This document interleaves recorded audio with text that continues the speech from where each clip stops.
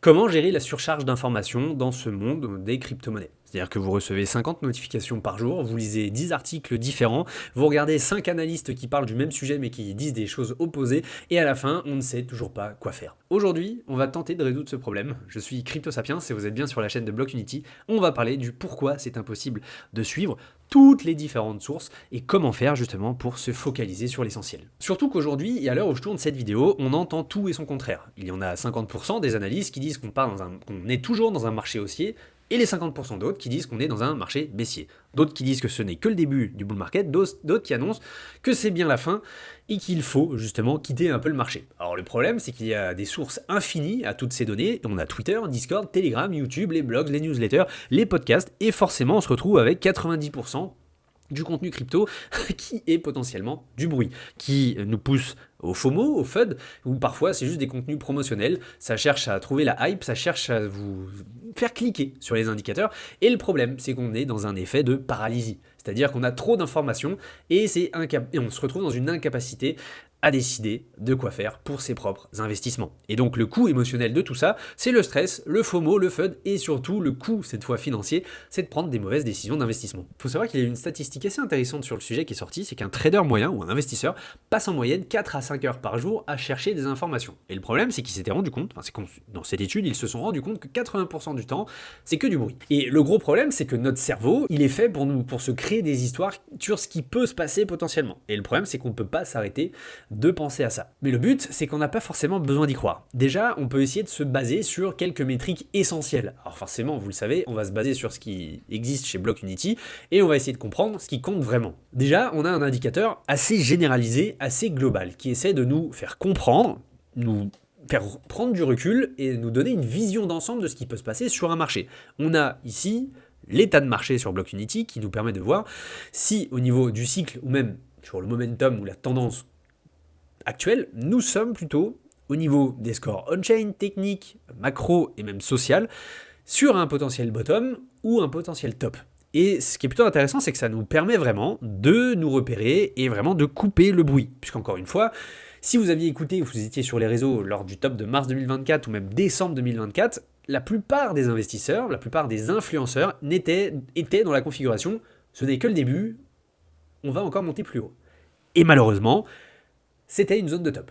Et globalement, si nous avions pu couper le bruit et nous baser sur ce type d'indicateur, nous aurions vu que nous étions quand même sur un risque assez élevé d'un potentiel top. Et que probablement, on aurait pu mieux gérer nos investissements et prendre des meilleures décisions pour soit protéger son capital, soit prendre des gains, mais en tout cas ne pas rester à attendre une potentielle hausse supplémentaire et se cramer les ailes sur le marché. Puisque vous le savez, ce qui est plutôt pas mal, c'est que grâce à la blockchain ou grâce aux indicateurs techniques, on a quand même des moyens de voir les traces que laissent les investisseurs.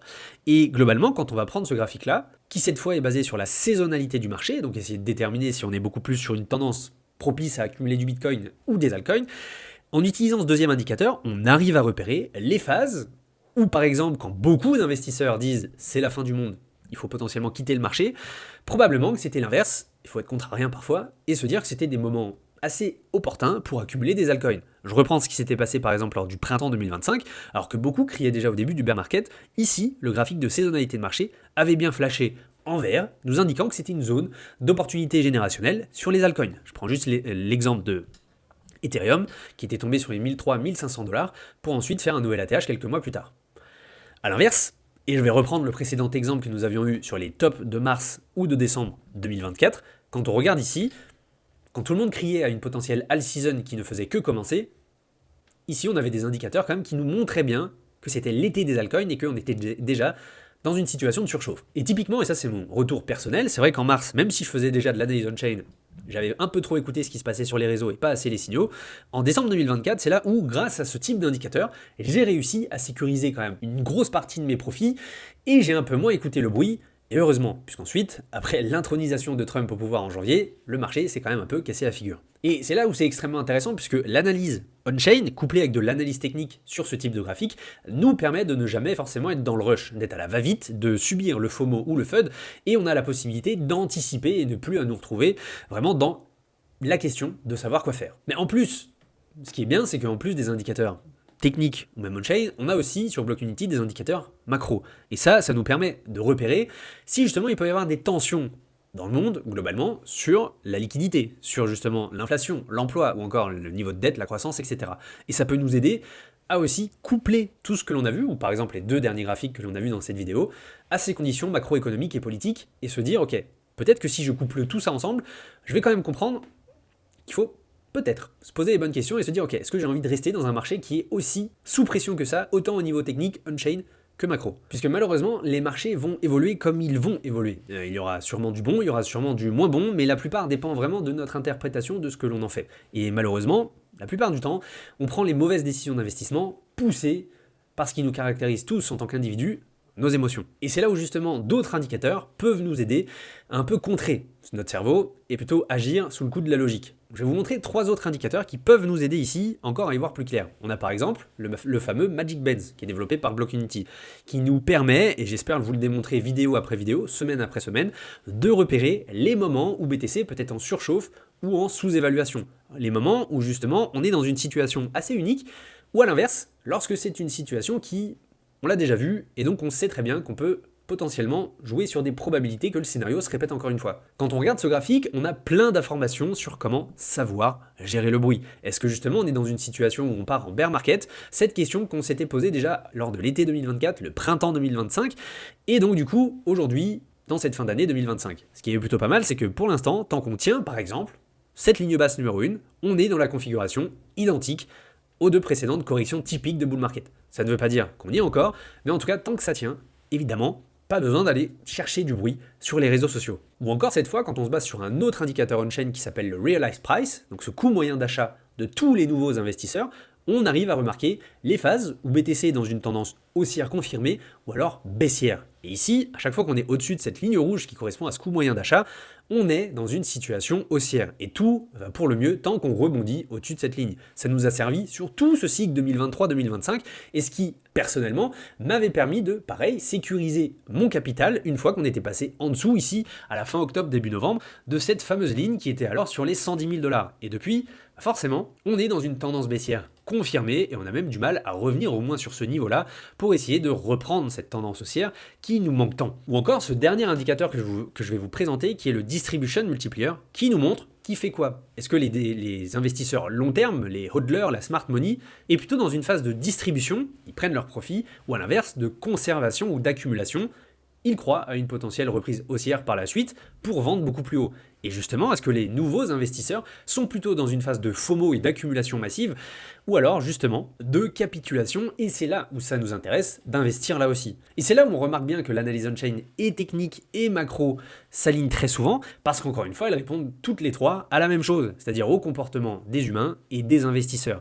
Et du coup, ça nous permet de nous montrer où se concentre l'argent, pourquoi c'est important, les vrais mouvements, où sont justement les zones de concentration d'accumulation, les zones de reprise haussière ou de tendance baissière, et tout ça en coupant le bruit, ce qui est quand même le plus important. Alors comment prioriser tout ça? Eh bien on a une hiérarchie de l'information, c'est-à-dire qu'il faut faire attention aux différents types de réseaux. C'est vrai que Twitter est très bien pour suivre un peu la hype, mais c'est globalement assez tendancieux dans le sens où on va beaucoup aussi avoir de bruit sur lorsqu'il y aura beaucoup d'émotions qui seront en jeu. Attention, il y a une correction assez importante, beaucoup d'investisseurs vont crier au bear market. On va avoir une explosion à la hausse, beaucoup d'investisseurs vont crier sur le fait que ce n'est que le début, alors que peut-être pas. L'objectif pour nous en tant qu'investisseurs, c'est de ne pas prendre de mauvaises décisions en investissement. Et pour ça, il faut éviter de demander l'avis à tout le monde, puisque ce monde-là, entre guillemets, ne connaît pas notre situation. Où est-ce qu'on a investi? Où est-ce que nous avons déjà pris des profits? Où est-ce que nous sommes déjà en perte? Quelle est notre vision? Quelle est aussi notre durée d'investissement? Est-ce qu'on est là pour 6 mois ou 10 ans? Tout ça, ça change un peu. Donc forcément, on va essayer de se baser sur des sources qui sont pertinentes. Je vais prendre l'exemple de ce que l'on fait sur Block-Unity. Chaque semaine, on a quand même des vidéos de points de marché qui nous laissent le choix en tant qu'investisseur de comprendre ce qui se passe sur la blockchain, sur le marché, sur BTC, sur les altcoins, mais bien sûr de ne pas être bloqué par des œillères et de se dire on est en baissier ou haussier. Le but, c'est vraiment qu'on vous donne les clés pour vous faire votre propre opinion. On a également le site, justement, Twitter de Block-Unity qui parle de tous les différents indicateurs que l'on voit et qui peuvent être très pertinents là aussi, puisqu'encore une fois, notre but n'est pas de vous donner une direction, nous sommes une plateforme d'information sur le marché. Le dernier point, et ça c'est pas des moindres, il y a le Substack de Block-Unity, donc cette newsletter qui nous permet ici pareil, de couper le bruit et de focaliser sur le plus important. On en a fait notre arme et c'est vraiment là-dessus qu'on se focalise. Le but n'est pas forcément d'être neutre sur un marché, mais de prendre les tenants et aboutissants, les pour et les contre et de peser vraiment ce qui se passe sur ce marché des crypto-monnaies. Également sur le YouTube de Blockfinity, il y a des vidéos qui sont spécialisées pour repérer en fait les différentes configurations d'un marché, comme par exemple ici 5 indicateurs pour là encore ne pas avoir pléthore d'indicateurs ou de données ou de réseaux sociaux ou de comptes à suivre pour justement comprendre ce qui se passe sur le marché et surtout le faire par soi-même. Donc ici pour repérer un top, ici pour comprendre les cycles et encore sur cette vidéo sur laquelle on tourne pour justement se couper du bruit et se focaliser sur l'essentiel. Du coup, l'objectif c'est vraiment de chercher la convergence. Quand plusieurs métriques s'alignent, c'est un signal quand même assez fort. Quand elles divergent, il faut bien évidemment attendre pour voir la direction que va prendre le marché. Le but n'est pas vraiment de surpenser, de se laisser manipuler là aussi par ses émotions, mais d'avancer étape par étape pour vraiment comprendre ce qui se passe sur le marché. Alors comment Blockfinity résout tout ça? Vous le savez, Blockfinity de base, c'est un seul endroit pour tout retrouver. Et en plus de ça, nous avons la possibilité d'avoir un système d'alerte, des alertes intelligentes, où ça nous permet de pouvoir nous dire pour tel ou tel indicateur, j'ai envie de le voir signaler ou de m'alerter lorsqu'on atteint tel ou tel niveau de surchauffe, de sous-évaluation, de danger ou plutôt d'opportunité et de se dire ok, déjà rien qu'avec ça, tant que je n'ai pas mes alertes qui sont par mail ou sur l'application, je ne vais pas avoir à m'inquiéter du marché ou de ce qui se dit sur tous les différents réseaux. Et ça c'est extrêmement simple puisqu'il suffit finalement d'utiliser ce game changer, de définir ces alertes une bonne fois pour toutes. Ça nous notifie quand justement elles sont sur le point d'être activées et il n'y a plus besoin de checker 24 heures sur 24, 7 jours sur 7, tout ce qu'il peut se passer à travers le monde, à travers les réseaux. Donc là, le but, c'est d'activer des notifications intelligentes qui arrivent et qui sont pertinentes. Vous êtes ici pour faire en sorte que les choses vous arrivent pour une bonne raison, à l'inverse de ceux qui, malheureusement, laissent les choses leur arriver et après accuser forcément le marché de ne pas faire ce qu'ils ont envie. Donc vous l'aurez compris en résumé de cette vidéo, avec Blockfinity, vous avez les graphiques qui comptent vraiment, ceux qui peuvent nous aider à y voir plus clair, même en un seul coup d'œil, donc parfois ça prend vraiment 30 secondes à checker, et c'est ce qui est vraiment globalement le plus important ici. On a les alertes qui nous avertissent, moins de bruit sur les réseaux, et c'est ce que l'on cherche, puisqu'encore une fois, notre attention et notre temps est extrêmement précieux. On gère ici un capital, on n'a pas forcément envie de le perdre, donc l'objectif, c'est vraiment de changer cette approche et d'être quand même beaucoup plus à l'affût des vrais signaux qui comptent là aussi. Merci à tous d'avoir suivi cette vidéo et je vous dis à très bientôt sur Blockfinity.